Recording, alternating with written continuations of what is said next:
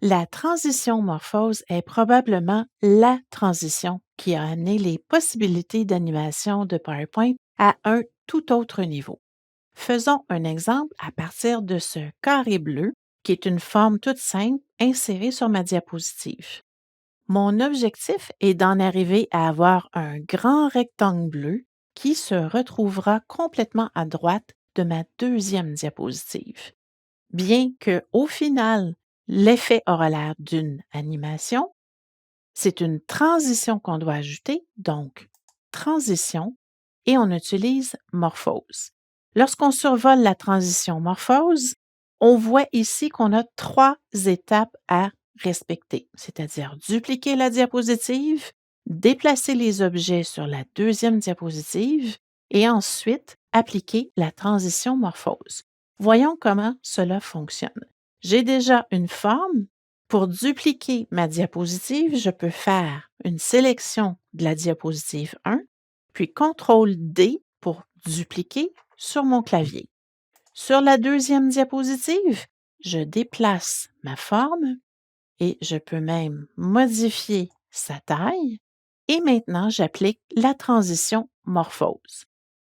On voit l'effet, mais on peut également voir davantage l'effet en mode diaporama. Je peux cliquer dans la barre des tâches ici ou même faire F5 sur le clavier. Je suis maintenant en mode diaporama. Je peux faire un clic gauche ou flèche sur le clavier et on voit déplacement et agrandissement de la forme, tout cela de manière fluide. Je peux faire échappe pour revenir en mode normal. Vous voyez donc que vous pouvez avoir plusieurs objets sur une diapositive. Aussi longtemps que vous la dupliquez et vous faites les modifications d'emplacement et de taille sur votre deuxième diapositive, vous aurez l'effet escompté. La raison derrière la duplication de la diapositive est de s'assurer de garder le même nom pour les objets. Nous avions déjà vu dans cette formation le volet sélection. Dans Accueil, sélectionner volet sélection, ou vous pouvez effectivement l'ajouter sur votre barre d'outils Accès rapide et on voit rectangle 8 sur la diapo 1, rectangle 8. C'est ce qui fait que PowerPoint est en mesure de simplement faire le calcul de déplacement et de modification de la forme. Toutefois, on peut amener Morphose à un tout autre niveau, ajouter un autre niveau de magie, si vous voulez bien, en utilisant une petite fonction un peu cachée de cette transition. Je démarre toujours avec mon carré bleu, mais pour m'assurer que le tout soit très fonctionnel, lorsque vous voulez utiliser la transition morphose pour des objets qui devront avoir des transformations plus avancées, renommez-les de manière très simple pour être en mesure de vous souvenir quels sont ces éléments. Dans le cas présent, je vais simplement inscrire morphose et je vais également devoir, au tout début du champ, ajouter 2 points d'exclamation.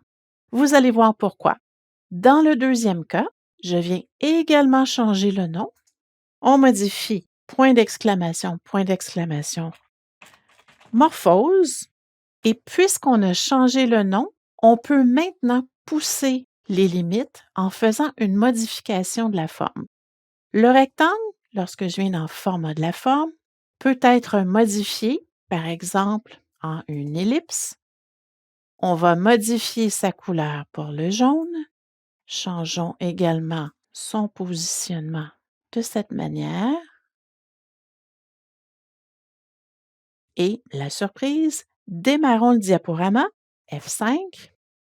On clique et voyez la transformation fluide autant de la taille, de la forme que de la couleur. On fait échappe pour revenir en mode normal. On peut obtenir cet effet grâce aux 2 points d'exclamation. Si vous faites uniquement une transition morphose sans faire de changement de nom, vous aurez simplement un déplacement et un changement de taille au niveau de votre forme. Donc, la transformation d'un objet part absolument des 2 points d'exclamation au niveau du nom de cet objet. Je vous invite à tester la transition morphose afin de vous permettre de créer des effets qui seront plutôt spectaculaires.